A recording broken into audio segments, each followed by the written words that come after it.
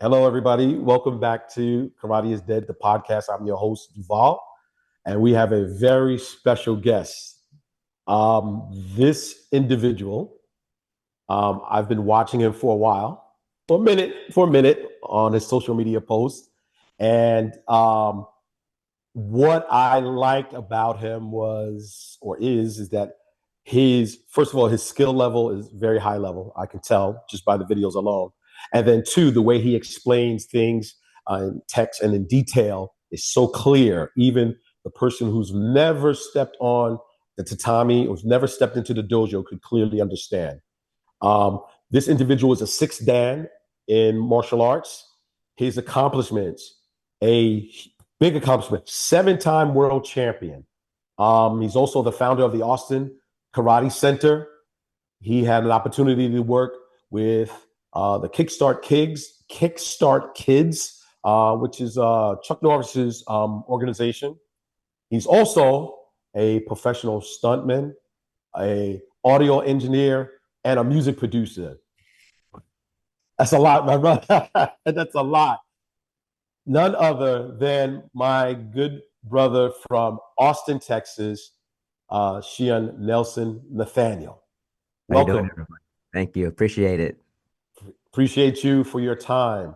I always ask this question to my guests, the very first question. And the interesting thing about their answers is sometimes, most of the time, they give the same answer, but towards the end, they always give that little personal detail, personal touch. And that question is, how did it all start for you in the martial arts? Bruce Bruce Lee. Yes. My dad was watching Chinese Connection or Fist of Fury, and I walked in and I just said, "What is this?" And it just started from there. It was an obsession. Yeah. Uh, and that's really I was age 4 years old right then. Okay. Mhm. Okay, cool. And so where was your first start?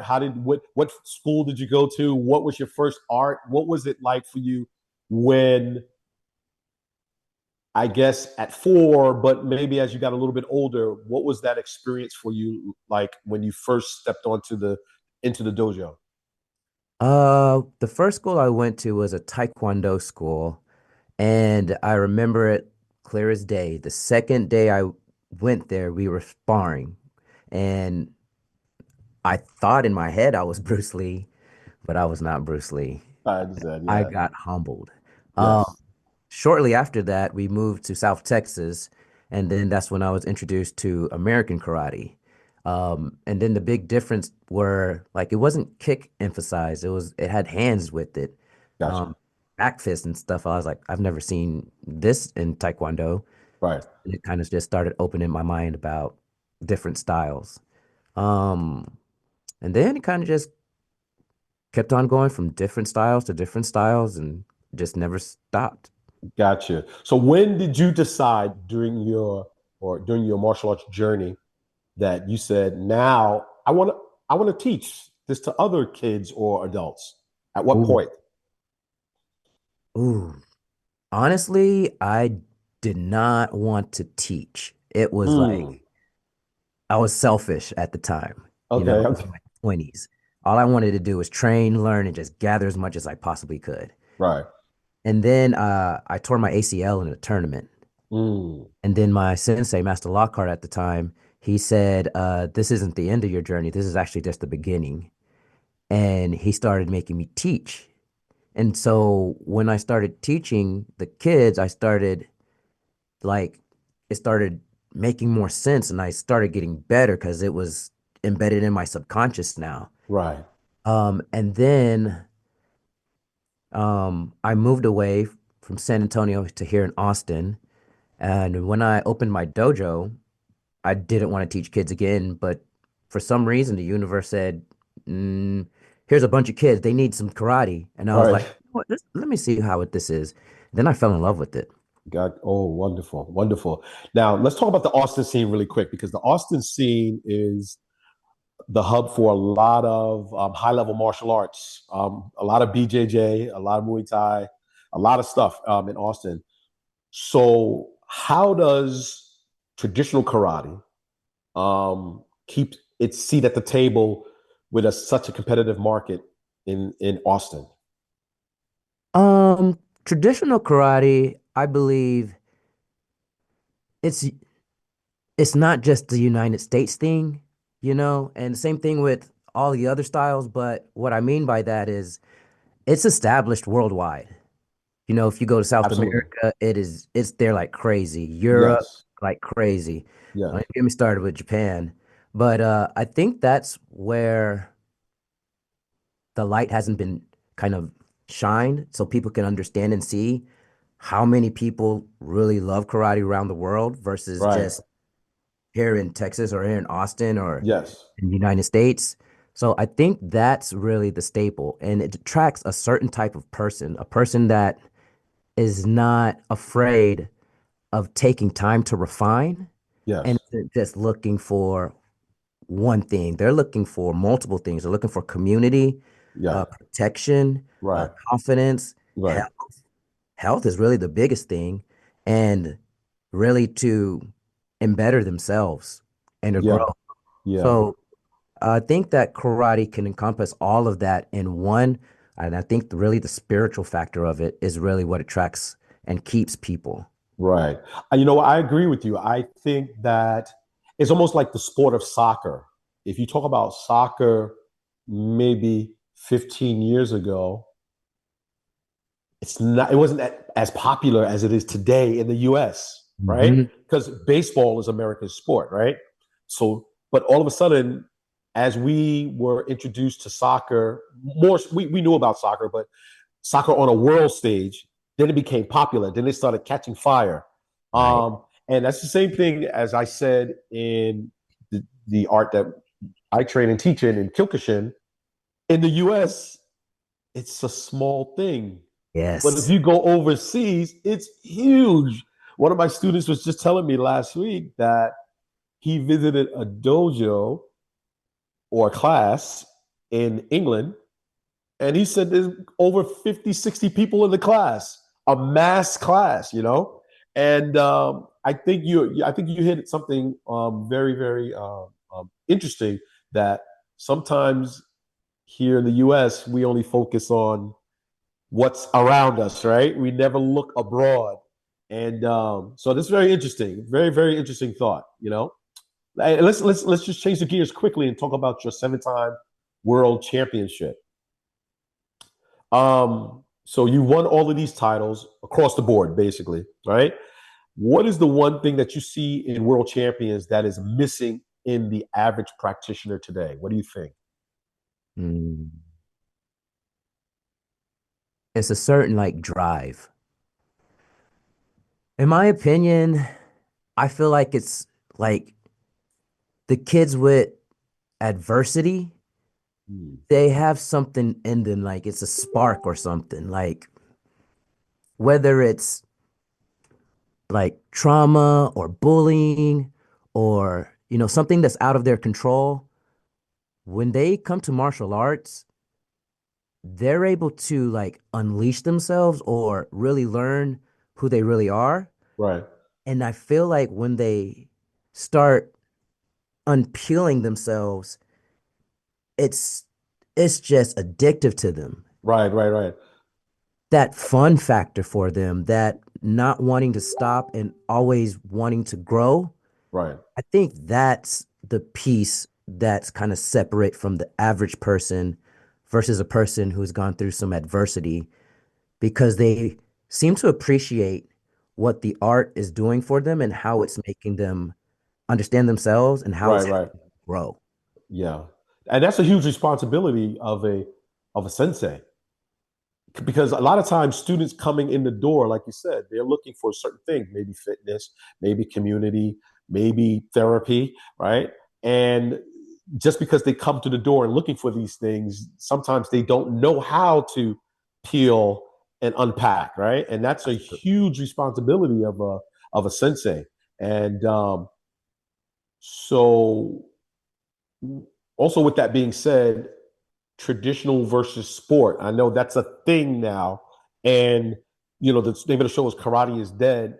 And though we come from the same root, we kind of branch out. The philosophies kind of branch out a bit. Mhm. So the traditional versus the sport. So many people may argue that the sport karate kind of like killed the whole aspect of karate. As a multi-level and multi-time champion, how do you maintain this Budo spirit while training for the competition to compete for that trophy? Mm. It's really making students understand that this is just a tool. Mm, It's just a tool, right? So it boils down to goal setting for yourself mm-mm, and seeing where in the world do you want to place yourself. And the way of Budo is number one. If you're not teaching that part first and making that mm, foundation, mm. then you do lose the the aspect of the realness to sport. Yeah, yeah. Do you think that that portion of what we do in the traditional karate, that Budo, do you think that is the thing that separates us from, and I'm going to say it because people are going to be upset, the Muay Thai, the combat sports and stuff like that. That little element of Budo, and I will even extend myself and say Brazilian Jiu Jitsu as well. It kind of have that little separation because I think what happens is when people talk about the traditional and the sport or the old versus the new, they want to throw out the Budo, right? Mm-hmm. Because in today's time, that doesn't resonate with a lot of people. But the combat side, they're drawn to that. So how do you kind of like keep that within the confines of your studies and your dojo? Mm. Well, I'm going to try to answer this as best as I can. I think the Budo is still in the other systems. Okay. For instance, the old style of Muay Thai, they do forms as well. Okay. I feel like personally, it's in the forms. All the old traditional, even Kung Fu styles had forms. Yes. The forms forced you to understand yourself and how to control yourself. Yes. It also make you understand that it is a fight to the death, Uh-huh. and it's either me or them. So your respect level for your power is much more appreciated. Yeah. Um, so the martial arts itself, the other systems and styles, I believe they still do have the Budo. I believe personally it's the MMA world. MMA gyms have kind of, in my opinion, turned it into a super sport because that's all that we see now. Right. So it's all that the average person really knows. Like they won't take the time to go into a dojo and really see how they train, why they train, and what the essence of that Budo is. Right. Exactly. The really good instructors will keep that Budo from their transition into MMA. And I Right. believe that's where you see the superstars come out because Yes. they understand the true meaning of martial arts, Right. Exactly. is Yeah. it being as a sport. Yeah. Yeah. I agree with you. That's so clear. I definitely agree with you. So you being in that industry, the film industry, right, as a Mhm. stuntman, do you think that Hollywood um, kind of gives martial arts kind of a over exaggerated or somewhat of a tainted meaning? The way the Hollywood presents martial arts. Huh, this is gonna be interesting. And I'm gonna say no. Okay, okay, And here's why, because if you watch old school kung fu movies, they were wild. right. Ninjas were flying through the air backwards, sword fighting on strings, like Yes, coming out of the ground. Like it was wild. right. So Hollywood only took what they saw from the East and kind of just elaborated on it. I Gotcha. feel like anything that has to show martial arts is a good thing because it always promotes martial arts. Um, Okay, okay, Karate Kid, everybody wanted to do karate after they saw that. right. Ninja Turtles, Power Rangers, Mortal Exactly. Kombat. Those were things that our generation was saturated with. Right. Rocky, all the fighting sports, right? Right. Uh, I think Hollywood might have an opportunity to go back to that because we are tribal people, and that's kind of what martial arts is. It's a tribal thing. Yes. Yeah, that's interesting because I do remember. Well, I think I'm a little bit older than you, but I do remember the times when these movies used to come out, especially the Ninja Turtles and the Karate Kids. That was the motivation for those who were not interested, or who weren't even thinking about it, Mhm. now to get themselves involved. Which is probably one of the reasons why I got involved in martial arts. I used to watch the kung fu flicks on Saturday afternoon, Yep. right? And that was a motivator for me to get involved in martial arts.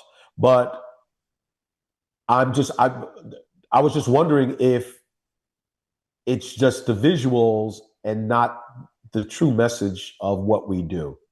Mm, I think in the old days, and when I speak of old days, I'm talking about 70s.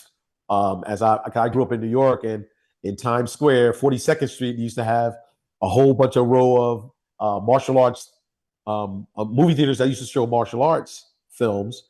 And the one thing, as I'm thinking now, the one thing that always connects is that individual always reference to their teacher, right? My teacher, my teacher. And then they're always fighting for justice for the family, right? Like my sister or my family's honor or something like that. So I think Hollywood back then did a great job in doing that. I'm not sure today, as I'm watching the new Karate Kid, Cobra Kai, you know what I mean? yes, So, sir. so I kind of like what they did back then, but today I don't know. Maybe we just need to start digging back and then focusing on that message instead of having like rival gangs and they're doing. I mean, it is good, but I think the message was for me was a little bit more clear when I was a kid watching these kung fu flicks. Yeah, Yes, definitely for sure. I So agree. yeah, it was great back those days. Right. Um, so Um, so we talked about the you are a stuntman, right? How did you get involved in that though? What was that? Ooh, like ever since I saw Bruce Lee, I was like, man, I gotta do that like any way I can. And so at the time, I was working at a kickboxing studio, and my manager, she knew a guy named Aaron Alexander who hosted a class. So I went there on a Sunday, fell in love with it. And you know, us martial artists, we're going to treat anything we really want to do. We're going to be consistent and disciplined about it. Right, Real recognize real. And so they finally pulled me onto a project. And since then, it's been a wrap, you know. And then it's just also like the other part about martial arts I really appreciate. It teaches you how to have respect for people and how to not take them for granted and waste their time. right, okay, In the yes, film industry, they yeah. really appreciate that. Mm, So relationships started to grow, more people wanted to work with me, and then it just kind of snowballed. okay, good. And then you 2 years you spent some time within Chuck Norris's organization, Kickstart Kids, right?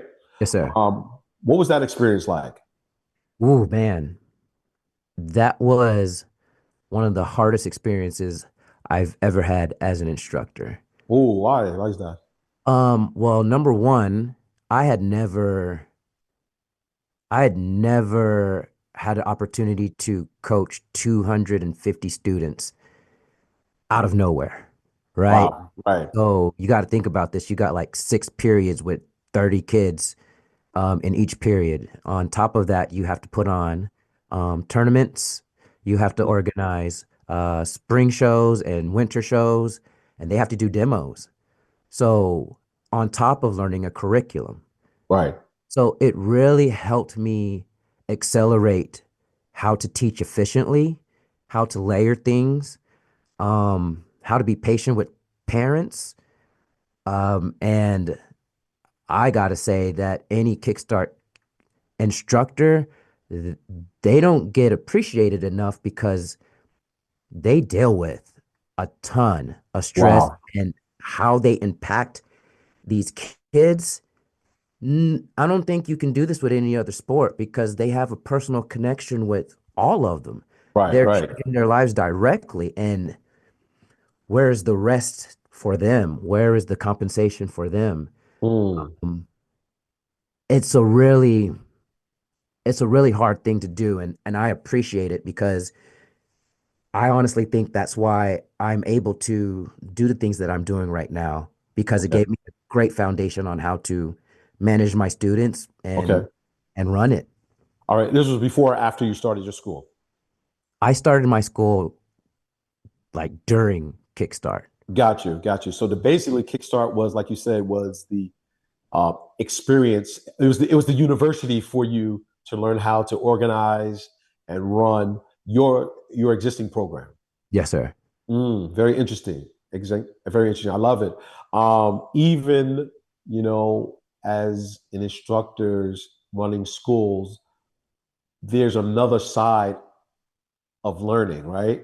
Basically, you're training, you're teaching, in your art form or what your discipline, I should say. Hmm. But then often too, and when I first opened a dojo in New York, the one thing that I did not learn as much as I should have was learning how to run the business of martial arts, Yes, and sir. that's different levels. And sometimes, when learning that, sometimes, and I speak on myself, you can be stuck in a box instead of being more open to new Mhm. ideas that could help your business. Absolutely. So yeah, it takes a lot. I think people kind of overlook the role of instructors. They think it's just teaching, and that's it. But after the classes are finished, your mind is still going on the next couple of days, the next month, the next year on how you can grow your school. So much competition out there. You're just trying to have that one edge to be just that better to attract just one more student, right? Hmm. So it's interesting, very, very interesting. So um and then we talked about Kickstart. Also, what so the podcast is called Karate is Dead. And I know during your travels and surfing social media, watching other people, and you see and you hear how people are saying that karate is impractical. Hmm. Um, what do you think is the one thing that could help to kind of transform those who don't know their minds about and their views about karate? What is the one thing you think?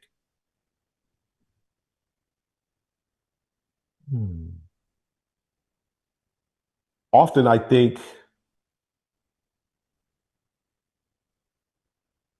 it's weird because as we talk about the old days, right? Because I saw a post as you posted up, this is the old days. And when you see that stuff, people respect it. They're like, oh wow, they like that. But Hmm. now it's like it's a different shade now for karate. I think that they're gonna have to run into somebody who does karate for real, Yeah.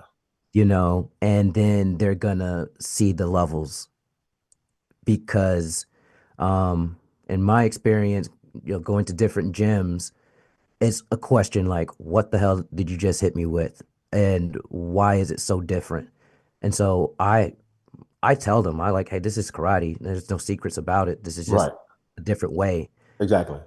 When when you understand other people's styles, and I think this is important, you start understanding that it all came from the same place. Mhm. So when that veil of separation is no longer there, and you understand that even Muay Thai has a relationship with karate, Kyokushin, Yeah.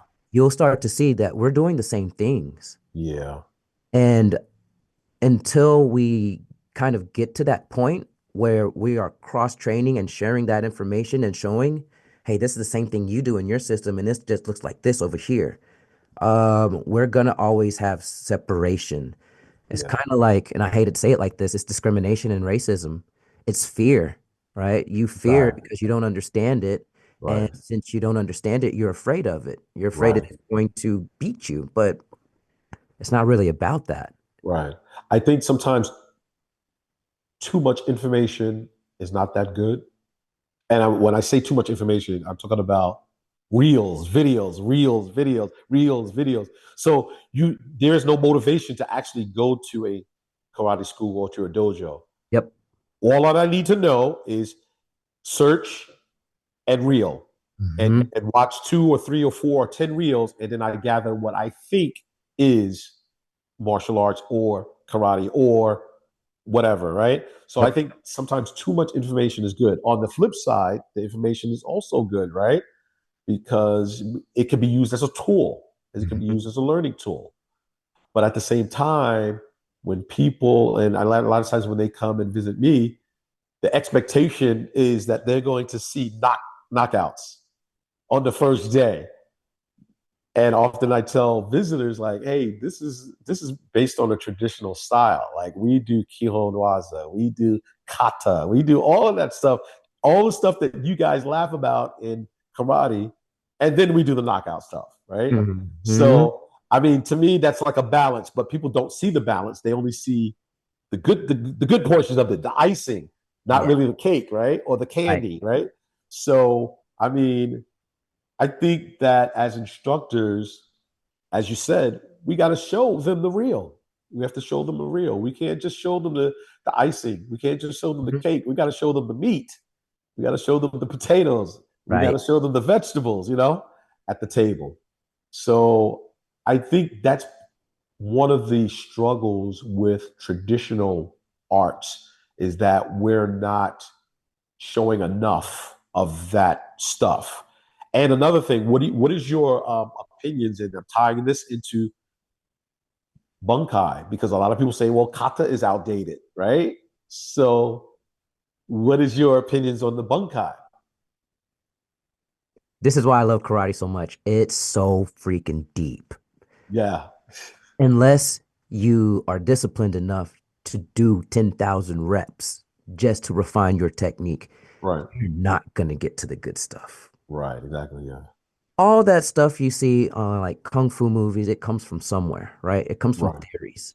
So when you start really understanding bunkai, you start understanding leverage, you start understanding how to use big muscles versus small muscles. That's when you start seeing people fly through the air and stuff. right, Um, Bunkai is, I say it like this, Bunkai is like an encyclopedia of self-defense for people. Like one kata is a whole self-defense system. If you right, could just learn this one kata, you will know a whole system of how to defend yourself. right, Stack that onto three, four, five. It's like Voltron, right, right? exactly, Boom, boom, boom. Or Power Rangers for those who don't know what Voltron is. right, Different robots come together and they form this ultimate robot.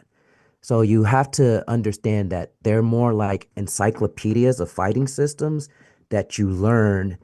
And once you understand the format, you start to learn how to what I call read the Bible, right? You can read the Bible, but not understand it not understand, right. until somebody teaches you how to read the Bible. Exactly. That is fact.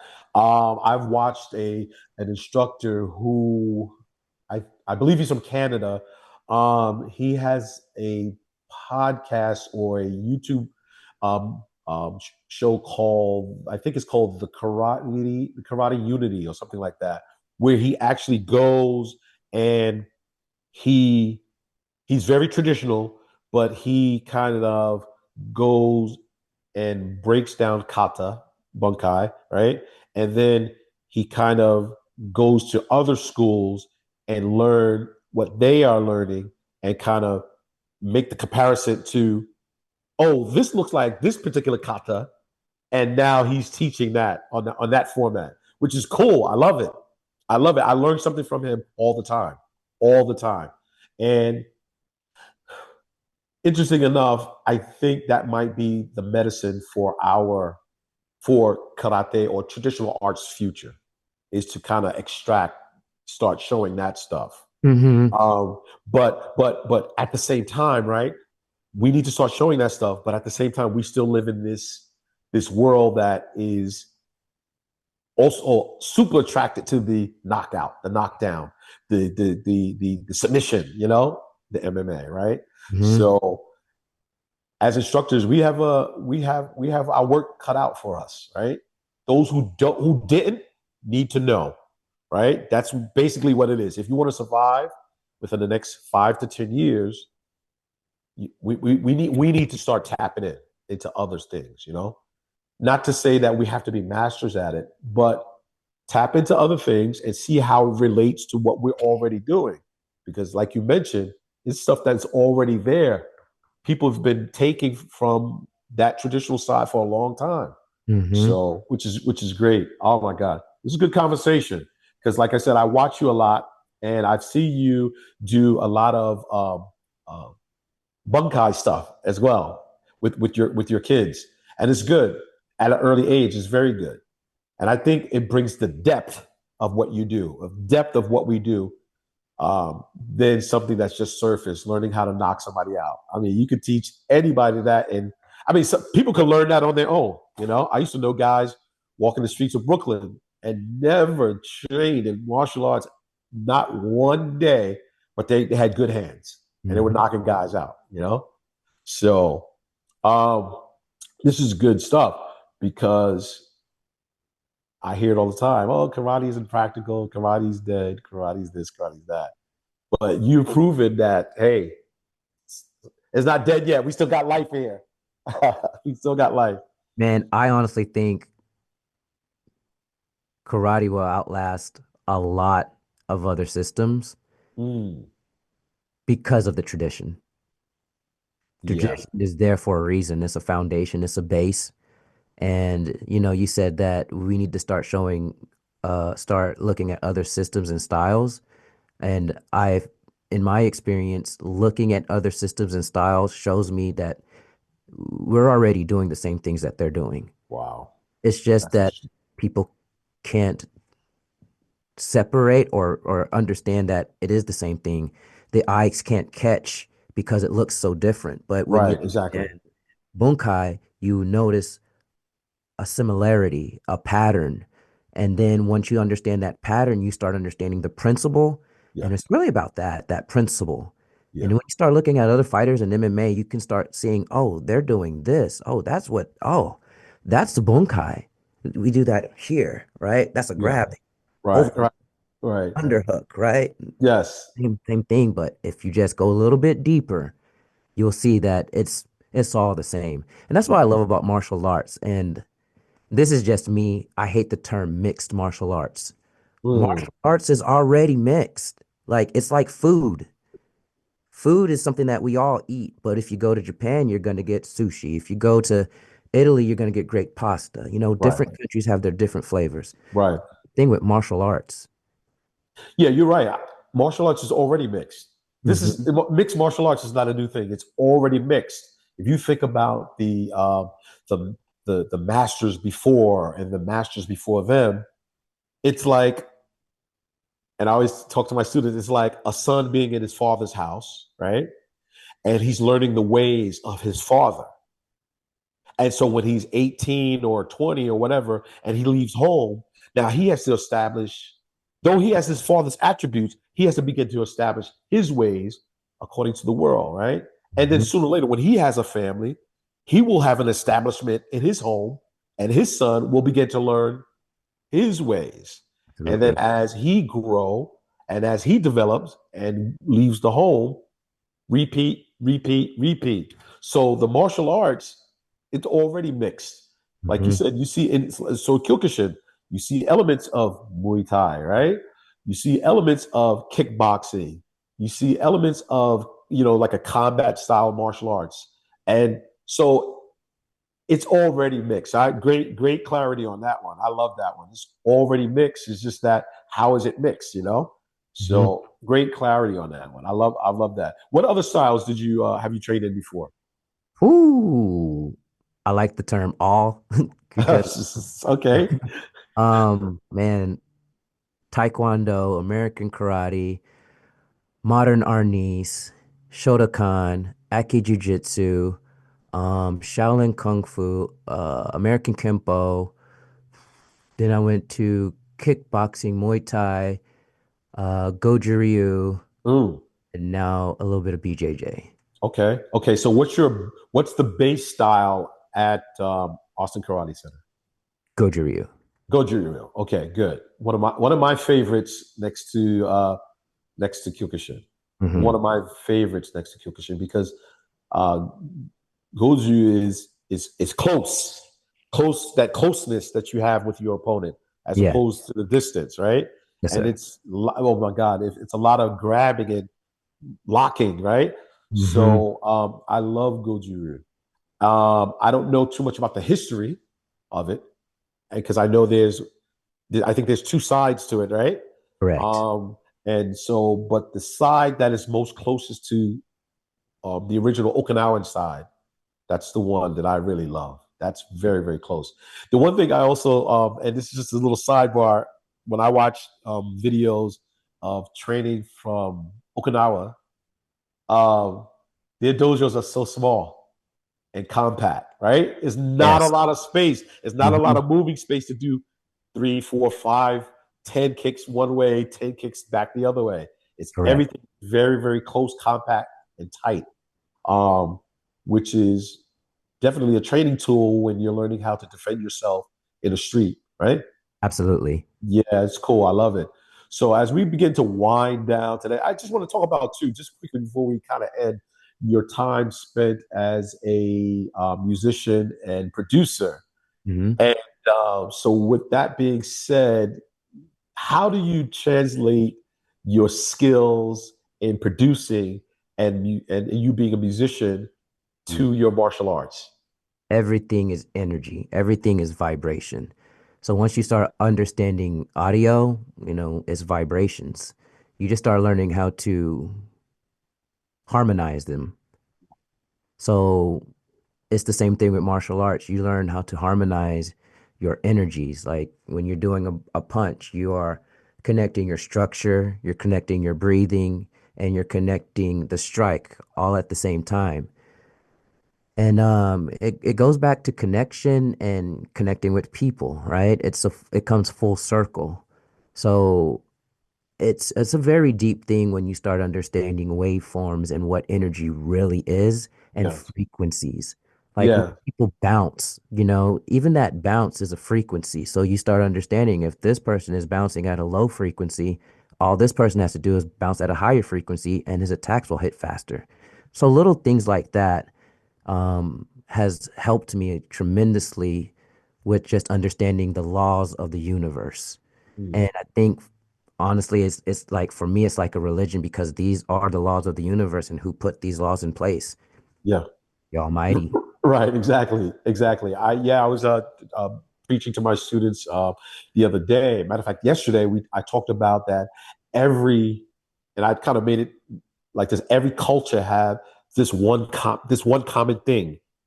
It's the drum. Mm. Every culture have the drum, and so as we beating the drum, everybody's connected to this rhythm or this beat, right? Mhm.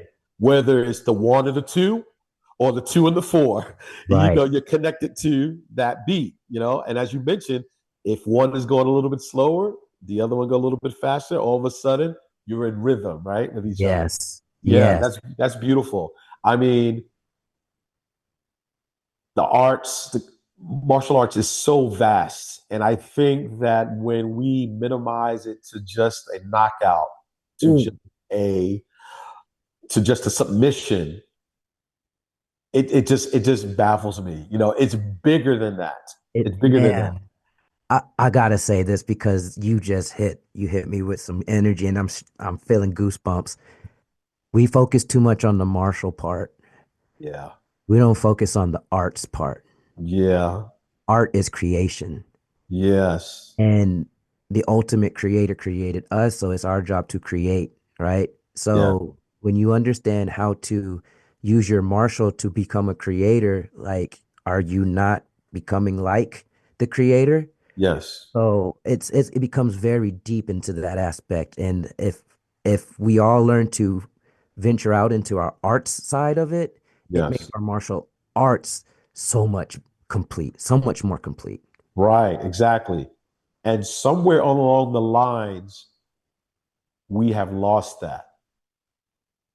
And the reason why I say that too is because now, when you first trained in the martial arts, how many times have you heard it was Shotokan versus Kyokushin? I didn't Hmm. hear that too much when I was coming up. I always heard that it was karate versus the attacker, karate versus the bully. But now I think for some reason I think our rhythms are off. See, some of us are operating in the one and the two, and Yep. then some of us are operating in the two and the four. So Right. now we don't know where to put this.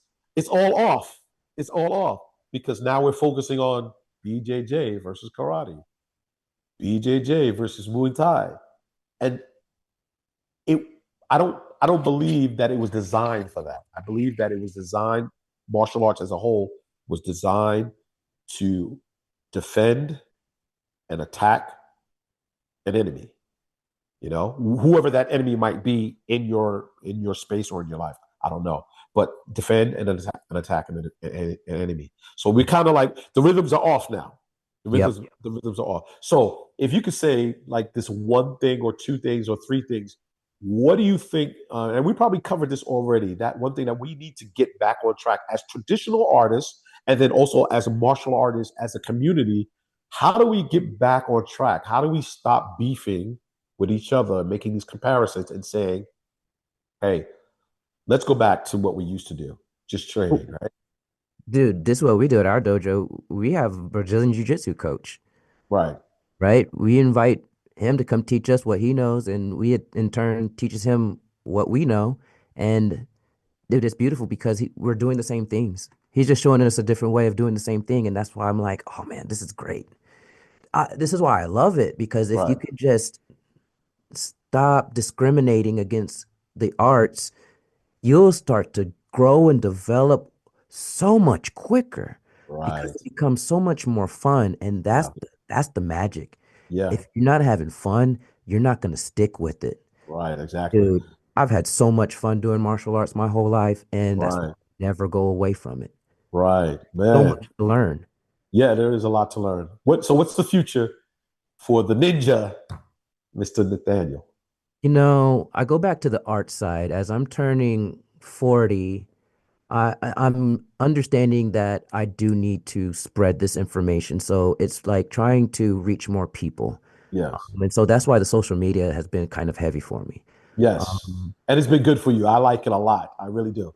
Thank you. I really appreciate that. It's Yes, been I a like lot it a of work. lot. So it's been a great experience. So that's really what's next for me, trying to go all over the world again and just spread this positive energy, keep documenting it so people will understand and be more attracted to it because they'll see Yes. the realness of it. Right. And honestly, there's some production in play that a couple of my colleagues and I are working on. So somewhat of production. I won't say exactly what, but I will say it will involve film, it will involve stunts, it will involve like all my skill sets, and just trying to find like-minded people who want to have fun doing the same thing, Yes. spreading martial love to everybody, Martial whether love. that's like visual or audio. It's just about spreading that positive energy. Yes, sir. And you're doing right now, from what I see, you're doing an excellent job. Keep doing what you're doing. Keep doing what you're doing. Don't stop. Don't stop because you're doing an excellent, excellent job. And like I said, I've been following you for a few months, and the stuff that you put out there, it's entertaining, but it's like clarity. It forces me to think, like, wow, okay, yeah, okay, I see the connection. I get it. I get Thank it. you. Yeah. I like to So make that aha moment. yes. So you're in the Austin area. How do people reach you if they want to either find you on social media, if they want to come to your dojo and train, if they want to be personally trained by a seven-time world champion? How do they reach you? Man, I got many avenues. So social media, Instagram is my main handle at Ninja Nelson, also TikTok. If you want to train with me, austinkaraticenter.com is my website. Right now, I'm getting an online school up and running. It's free right now until we start loading up all the content. So those are like three, four major ways you can come and getting connected with me. So Right. hesitate. Beautiful. Beautiful. I love it. Nelson Nathaniel, Ninja. And when you watch this stuff on social media, you'll know why I say ninja and fa. I love that so much. It resonates with my soul. Yeah. Every time somebody, I'm not gonna tell what that means. You need to go and watch the stuff to find out why he says fa. Yes, sir. Yes, Great. It sir. was great talking to you, my good brother and Ninja. And since I'm in Dallas, you're in Austin. We were in Austin, I believe, in October, doing a showcase for a combat um, fight organization. It's called Bushikan or something like that. Bushikan. What's the what's I the know what's what the you're guy's talking about. name? I know Juarez. Yes, Juarez. yes, Yes. exactly. We were down there at the man, I forgot the beer garden that was there. They had a stage set up. Brewery. Yes, the Yes. brewery. And Acellus we did Brewery. yes, and we did an exhibition and all of my both of my students, or four of my students went down there and we fought. They did an excellent job. The gentleman that is producing right now, he became the star, the fight of the night. The guy who's producing this show right now, he became the fight of the night, and Oh, it, wow. it was an excellent experience for us. And we hope to get invited back there again to You know make what's that crazy? that Kyokushin side bigger. Yes, go ahead. We're connected. So Juarez used to be on a team called the Wild Boys here in Texas with Okay, my instructor, Master Lockhart Jr. And okay, Master Lockhart Jr. was also there. I was supposed to be there, but I had another event happening that day. really. Oh, That's the day that it thunderstormed basically all day. yes. Then Yes. the thunderstorm stopped for a moment. We did our thing, and then the rain started to come. Yeah. Yes. Yes, that was a good Wow. experience for my students because all of them, except for one, that was their first time in that type of capacity. And I said, "Hey guys, let's go down there. You're gonna fight good fights. Don't kill each other. Just fight good fights." And it came out beautiful. It was a Mhm. beautiful event.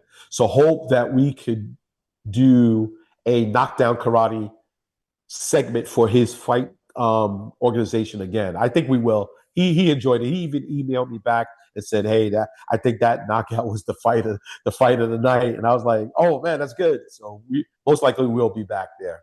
Awesome. I look forward to seeing you. Good. Thank you so much. Appreciate you for sharing your knowledge and your energy with us today. And we'll do it again soon. Yes, sir. Anytime. All right. Very good. Thank you. Yes, sir.